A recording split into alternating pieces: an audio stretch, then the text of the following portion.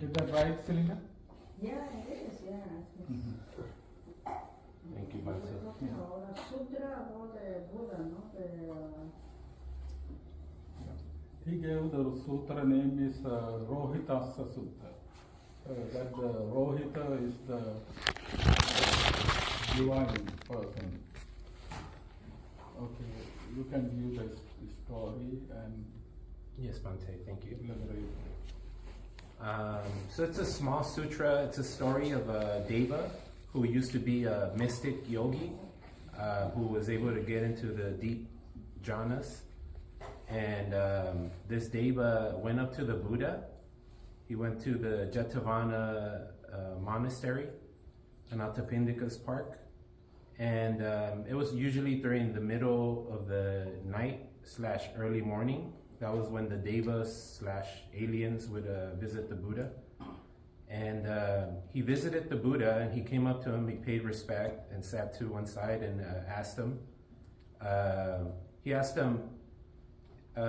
is it possible by traveling in space to reach the end of the universe? And he said, I want to reach the end of the universe to find the place where there is no birth, no old age, no sickness, no death, no passing away, and no further rebirth or further birth.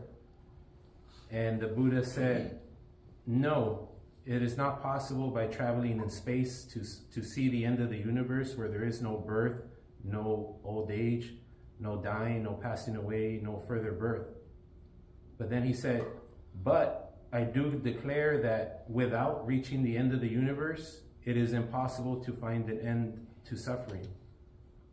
So he kind of gave a small paradox. He said, you cannot find the end of the universe by traveling in space and finding the place where there is no birth, no old age, no death, no further rebirth. But then he also said, but you have to reach the end of the universe if you're going to find an end to suffering. And then he said, the universe, the beginning of the universe, the end of the universe, and the way leading to the end of the universe, is within this organism with its perception and conception. And he said this because we have to understand that we are organisms in an environment, and we have these sense organs that get stimulated by the environment. And we have to understand what happens when the organism interacts with the environment. There's a reaction process that happens, and when the organism is stimulated by the environment, we have these senses that get triggered, whether it's the organ of the eye or the ear or the nose or the tongue or the body.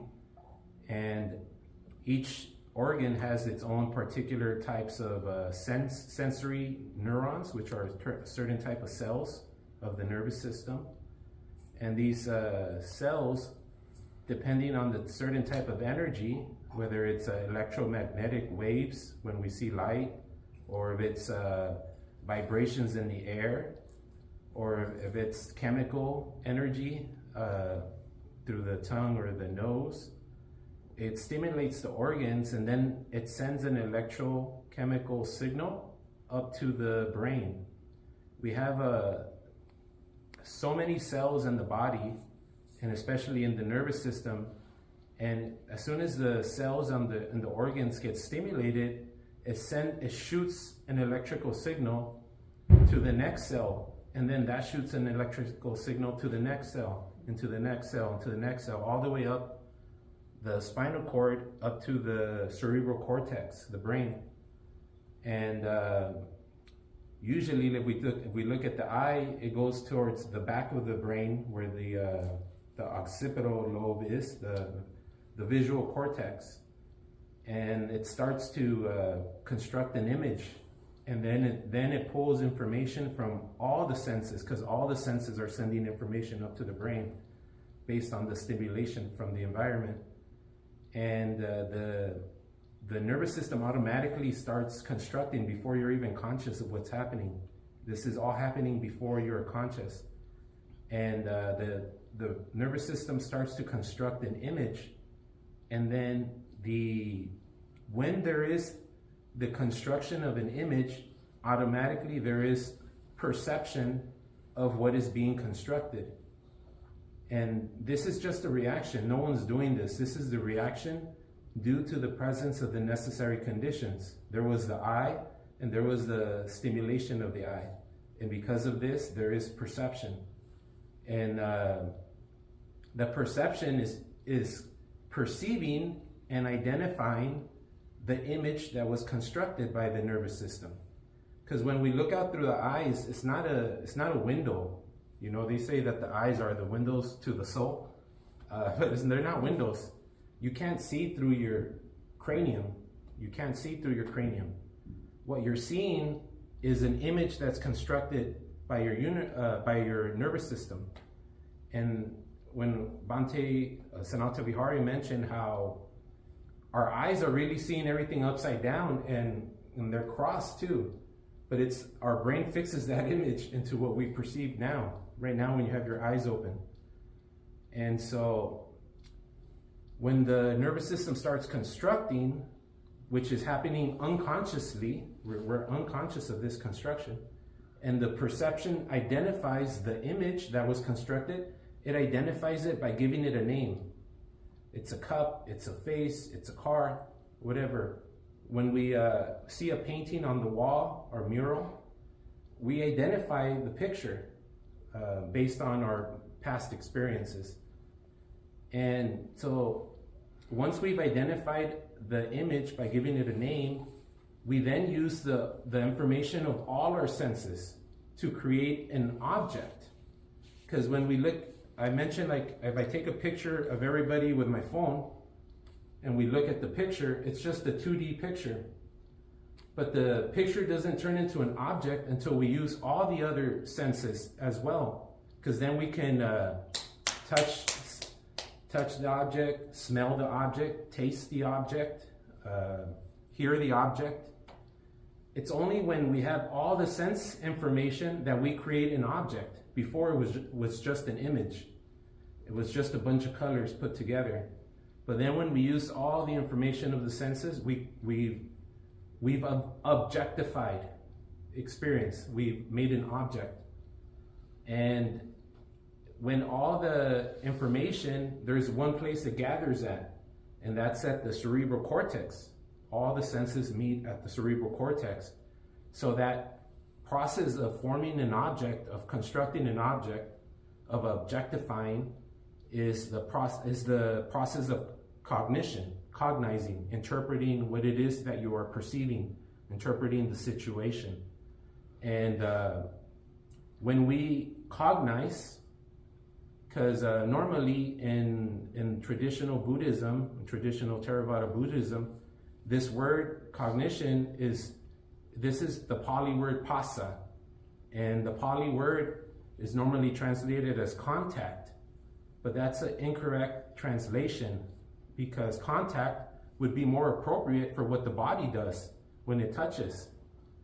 But when I cognize this bottle, if I cognize it as an object called the bottle, I didn't have to touch it. It was just a cognition that happened. Oh, I thought you raised your hand.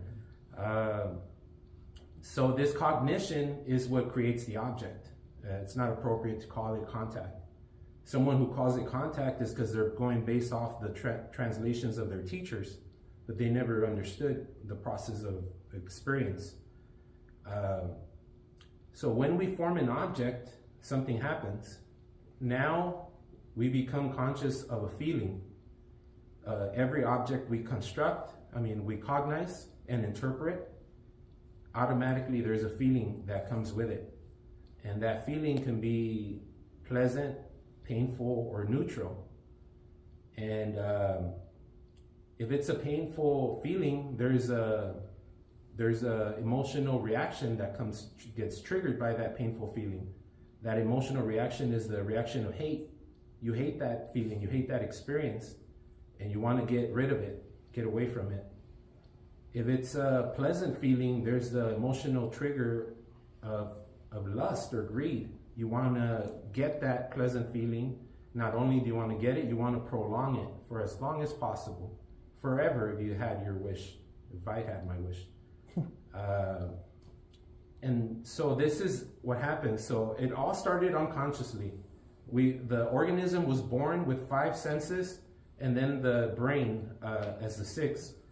And automatically our sense organs get stimulated, and the nervous system starts constructing an image. And then we, with perception, when the image is constructed, perception then identifies the image with a name, and then we use the 6 senses to create an object, a fully, quote-unquote, existing object. And I say quote-unquote because this object can only be created using a template called space and time.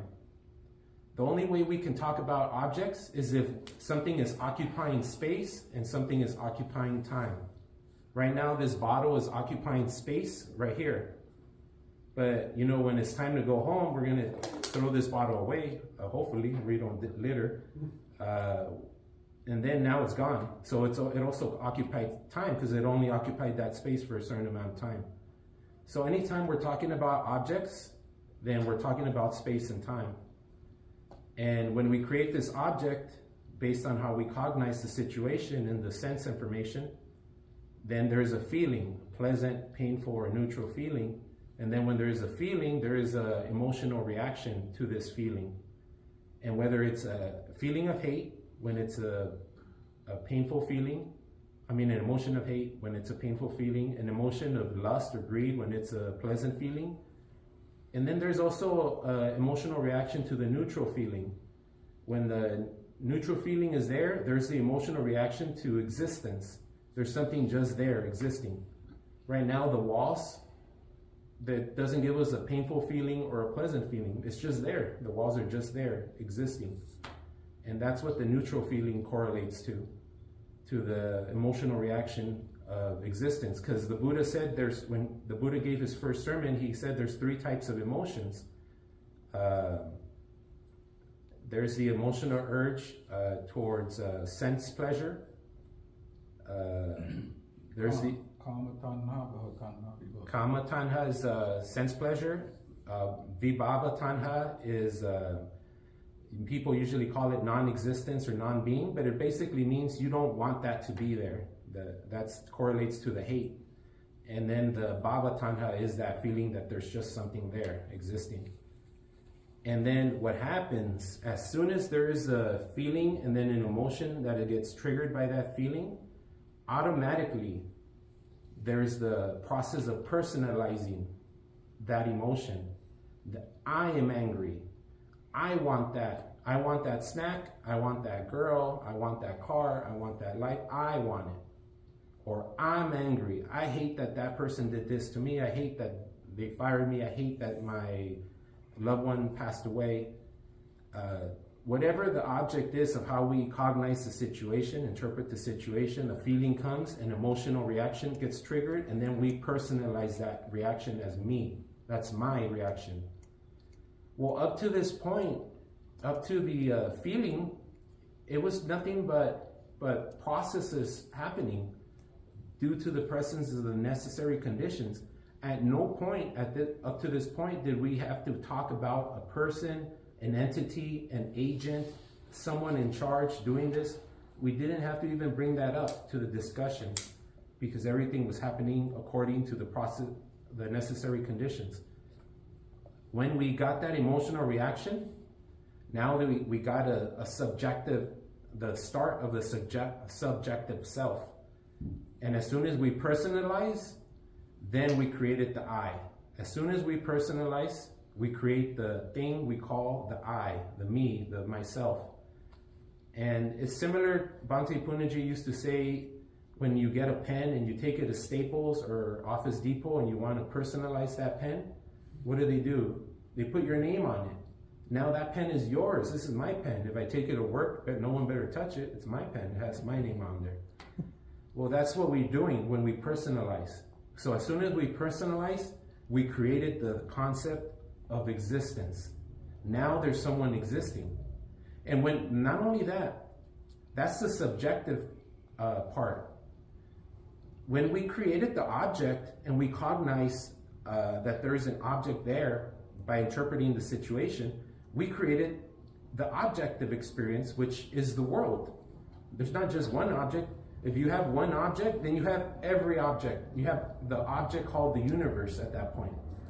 And then when the emotional reaction got triggered by the feeling that came up due to the object, the emotional reaction creates the self now, the subjective part of the experience. So now you created the objective part, which is the world, and the subjective part, which is the self, due to the emotion, personalizing, and then the concept of existence, bhava. As soon as, and what did I say about things that are existing? They are occupying space and time. So now we have to point to something that we can say is occupying space and time, and that object is me. Well, what is the only object that we can point to and call myself that is occupying space and time? The only object that we can point to and call myself is the body. Now this body, we have personalized it. We've taken it to Office Depot and put our name on this body. And now it's me, myself, mine. No one better tell me what to do with this body. And let's not discuss politics. So now, because of the emotional reaction to the feeling, based off how you cognize and interpreted the situation, you personalized that emotion and you created this sense and idea of self called bhava, existence. And now you pointed to something and called it mine, which is the body. So now the past of the body is your past. What is the past of the body? Is birth. The past of the body is birth. What is the present of the body? It is the aging process. And what is the future of the body? Is death. So now I was born, now I'm getting old and will probably get sick, and now I'm gonna die. And because we think this, now you have all the suffering in the universe that it was created by your own process of experience. And because of this process that I've talked about up to this point, where we created the world, we created the self, and we created the suffering, all the suffering in the universe. Because of this, we sorrow, lament, feel pain, get depressed, and become exhausted to the point of death, either by just exhaustion, because we couldn't bring the body and the body back to homeostasis, to a relaxed, tranquil point. If we can't take control and regulate our emotional reaction, it goes up to the point of exhaustion, upayasa, which is death, whether by suicide or your body just gives out. So this is what's happening in every moment. This didn't just happen at the moment of birth for the organism. This is happening every moment. Every moment there's a moment of birth. Every moment there's a moment of existence. Every moment this is happening. This is this 12-fold simultaneous series of antecedents. One antecedent costs a new antecedent that costs a new antecedent, but it's happening simultaneously. In the same way that for these lights to be on, we have to flip a switch. That flipping of the switch has to come first before the lights come on. However, as soon as I flip the switch, simultaneously the light is on. So there's a series of antecedents that have to occur for the light to be on, but it happens simultaneously. As soon as the switch is switched, the light is on immediately. It's not like we switch it and we wait for the light to come on. It happens like that. So this is what the Buddha meant. In order to bring an end to suffering, you have to bring an end to this construction that's happening unconsciously. We are unconsciously creating the world, the self, and the suffering. And it's all happening within this organism, with its perception and conception. And that was what the sutra was about. Is that the